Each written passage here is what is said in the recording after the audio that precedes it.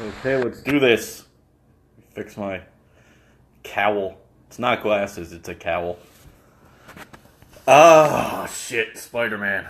Spider-Man. My guy. In fact, I don't even own like a Spider-Man statue or a figure or a pop or anything because I haven't. It's like nothing captures it enough. So I told you guys last week I was gonna go live like immediately about Homecoming, and I didn't. And part of why I didn't is because I don't really even know what to say or have anything to say because Spider-Man is so like, it sounds lame, but important to me. You know, that's my guy. I loved it. It was a lot of fun. You know, I thought it was real. I mean, I loved it. I thought it was great. I thought it was the best Spider-Man movie I've ever seen. And part of that's because the other ones suck. Even the good ones, Spider-Man 1 and 2, were, you know, you could argue they're good movies. Especially 2. But Tobey Maguire, that's not Spider-Man. That's a whiny little fucking crybaby in a spider mask who doesn't make any jokes. That's not fucking Spider-Man. Garfield was a good Spider-Man. The movies were absolute piss. This was... You know, and the problem is, and it's not a problem because the movie was great, but the problem is that it's been done again and again and again and again and again. And a lot of people are tired of it, especially mainstream audiences. I mean, the movie did well. It deserved to do well. And they did as good a job at making something fresh like Spider-Man, you know, and the same tropes that you always see, you know, Flash and high school and this and that and blah, blah, blah, blah, blah. And they made it all fresh. And I'll tell you straight up, I thought the big reveal at the end, here's where the spoilers come, that, what's her name? Zendaya. I don't know. I thought the other one was Zendaya, the main girl, who ended up not being the main girl. But when you find out at the end she's MJ, I was like, okay, that works. That works. That's better than what they did with MJ the first time, because Mary Jane is not, you know, some fucking boring, bland chick. Like, she's an artist. I mean, she is. She ends up on a soap opera and she's a model, blah, blah, blah. But really, I mean, the essence of that character is she's a smartass and she's artistic. And they nailed it for that character. So that was perfect. I thought she was great. She was a smartass. You know, of course Spider-Man falls in love with a smartass, because he's a smartass. There's more to Spider-Man than just he's a kid and he never gets the girl and he's always down on his luck. I mean, that's all part of it, and that's great. But he's also a fucking razor-sharp wit, and he's a smart motherfucker, and he's a dick a little bit. You know, he stands up for himself. He talks shit. Spider-Man's a smartass. And they nailed it. And Mary Jane's a smartass. And they nailed that. And that meant a lot to me. And I don't want to hear any more of this undeveloped villain shit, because this motherfucker was developed. They went out of their way. And, you know, in all honesty, they probably pay a little too much attention to what people on the internet says. Because, frankly, I'm from the school of thought, fuck people on the internet. And I've always said that. I think people on the internet ruined pro wrestling. Pro wrestling isn't very good anymore. And it's not because Vince is stupid or WWE sucks. The reason is they listen to people on the internet too fucking much. They can't make up their minds. You can't listen to people on the internet too much. But Marvel did listen, and they went out of their way. They devoted... I mean, the first scene of the movie is Vulture. The first scene of the movie is devoted to developing that character, and I thought they did a good job with it. And I liked the idea of he's a blue-collar New York construction guy, and he's got a contract, and they're doing... and all this shit's based on fucking Avengers 1. Like, they're cleaning up the city, and then he finds all this tech, and blah, blah, blah, blah, blah. And it played out nicely. It really did.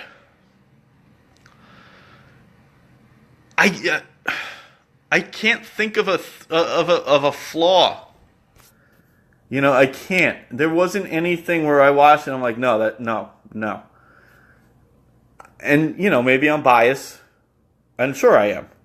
I mean, Spider-Man's my favorite. Sure, I'm biased. I'm also not biased because I've seen all the other movies and I didn't like any of them. And this was the first time I didn't have to do mental gymnastics to convince myself that's Spider-Man. Yeah, disappointed Mary Jane won't be a redhead, sure. But she could dye her hair. She was a good character. And she was dead on. Like I said, Mary Jane is supposed to be a smartass. And she's artistic. She's not fucking Kirsten Dunst. I'm sorry, she's not. You know, they fall in love because they're both fucking smartasses. At least that's how I always took it. Who fucking knows? Maybe I'm wrong. What did I think? I mean, what did I like about it? I liked that the story was small. You know, that they kept it small. It was more of a personal thing. It was a conflict between two characters. And I told you guys when they announced that Marvel got the movie, after I finished crying that Spider-Man finally was going back to Marvel, I told you guys what I wanted, and I had Kraven as the villain, and not really because I wanted him, but because he was rumored. But I told you guys what I wanted was young Peter Parker Spider-Man, who's got all these powers, but he clashes with an older fucking dude, like a man. And he kind of gets man training from his villain, you know? And that's what this was. This was, you know, this kid versus a fucking been around the block, sharp motherfucker. And they nailed it. It was perfect. You know, because he's got the superpowers. He can do all this shit. But now he's in conflict, and he's in a mental chess game with, like, a fucking serious dude. Like, a bad dude. And he's just some kid in high school. And he has to figure it out. And the other thing I liked, and again, spoilers, he doesn't win the fight at the end. You know, he comes out victorious, basically, but he doesn't win the fight. He gets beat. And normally I'm not okay with that. I'm okay with that here because, you know, he's a kid. And he's still learning. And he doesn't win. He gets beat. He saves the day. But the actual fight, he loses the fight. He gets beat. And that just worked for me. You know, and if you didn't like that Spider-Man lost the final fight in his first movie, sure, I get that too. But for me, it worked because of the circumstances surrounding it. The fact that he's still figuring everything out. And it was cool. What I thought the movie did really, really fucking well is they captured him figuring it out, and him being a kid, and him being silly, and him not taking it all that seriously, and then on a fucking dime it turns, and it gets dead motherfucking serious. And suddenly, he's like, oh shit, I gotta step up now. It goes from fun kid playing superhero, bunch of jokes, and then when it wants to, it turns it right the fuck around and gets really serious. And I appreciated that. And I thought it did a good job because Marvel always gets, Marvel gets a lot of shit for being too much fun. And I don't mind the fun, you know, and I've said this before that I think Marvel's the fun movies and DC are the more like slugfest, hardcore movies. And, you know, I don't want them to be the same thing. But I like when a Marvel movie can get serious. And I think sometimes they undermine their own seriousness trying to look for that next joke. And, Guardians 2 did a little bit. And I don't mind it, but, you know, when it gets serious, let it be serious. You don't always have to throw a joke in there. And they did a good job of not doing that. Got a big comment here. The 90s, got my back tattoo.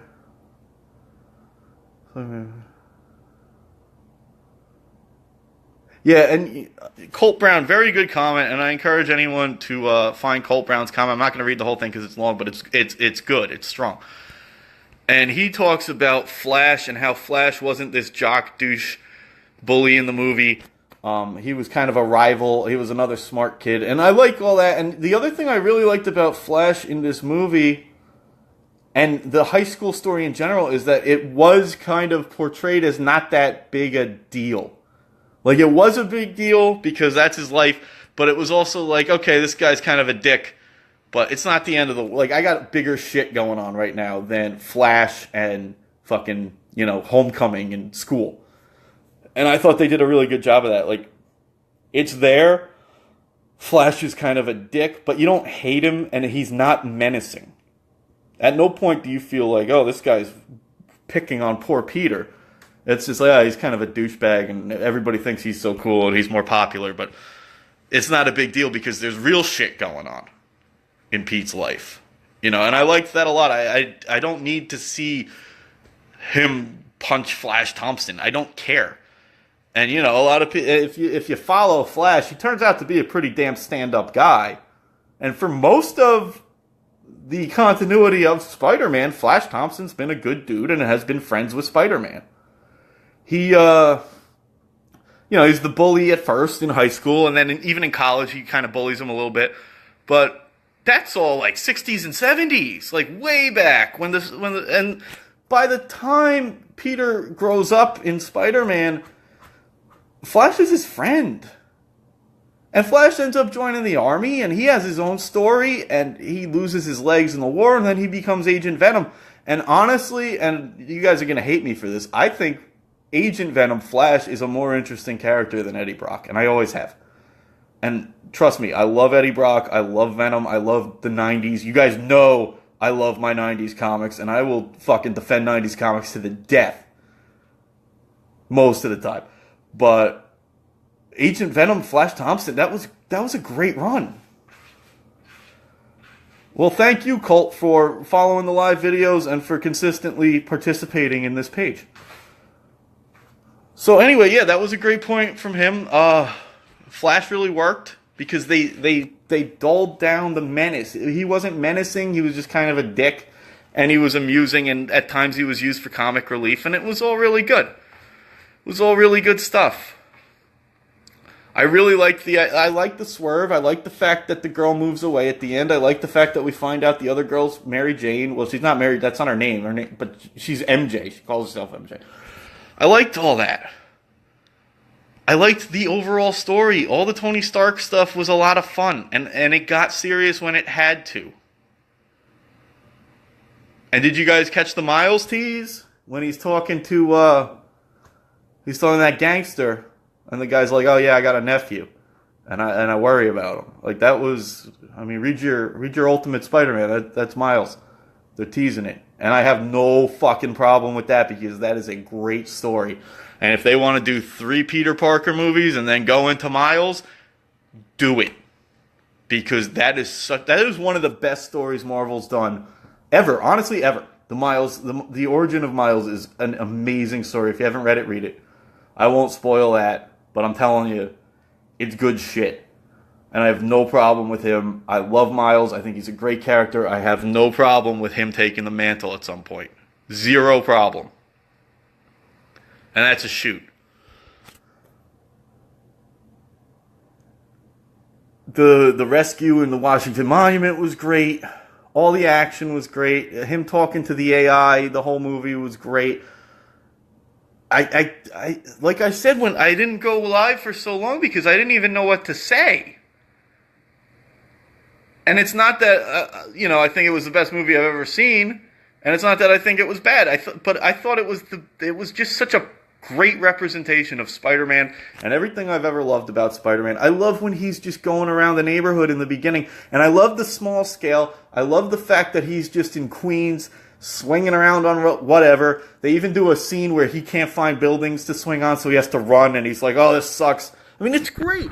And they don't once in this movie show him swinging around skyscrapers in Manhattan, because honestly, the kid's fucking, what is he, 15? He shouldn't be swinging in skyscrapers yet. He doesn't know what he's doing yet.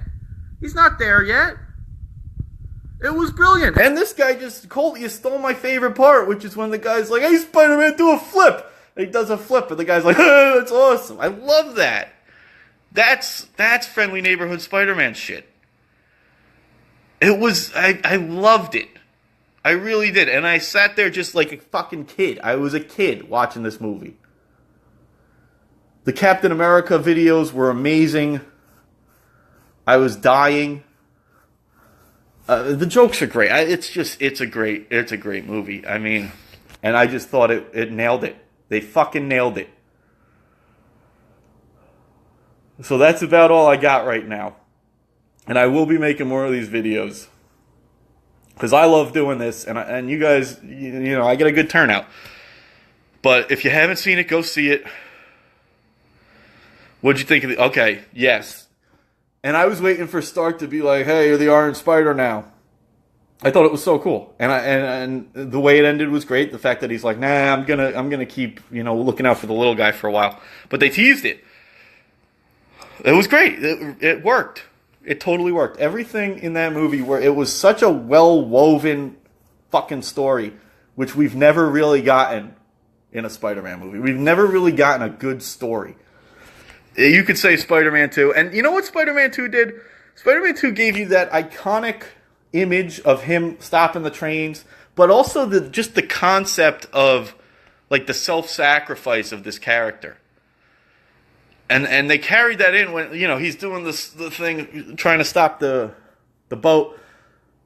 And you just feel like, even though you've only seen it a couple times, you feel like I've seen that image a million times of him just pulled and stretched to his max, just trying to save people. And that was just, it was perfect. I loved the movie. I loved everything about it. Michael Keaton was great. I've always liked Michael Keaton. The dynamics were great. It just fucking worked, guys. So go see it. And I will show up again in the near future, and we will talk some more shit. But I was really, really impressed with that movie. It gave me everything I wanted out of a Spider-Man movie.